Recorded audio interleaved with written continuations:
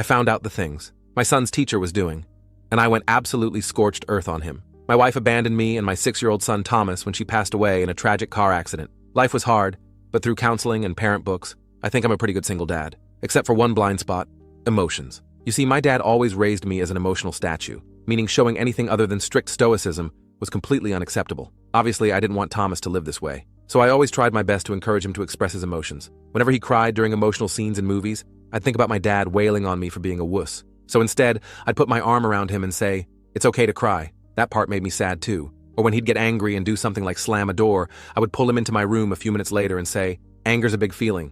Let's talk about what made you feel like that." But it was still something I really struggled with.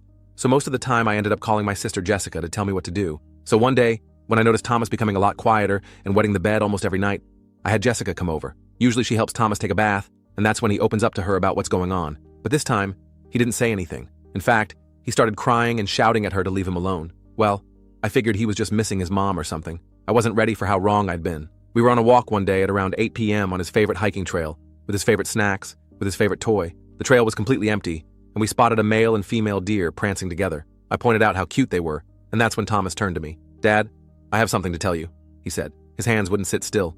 He couldn't even make eye contact with me. "Dad, I think I'm gay." I stared at him blankly while my brain went into overdrive. For context,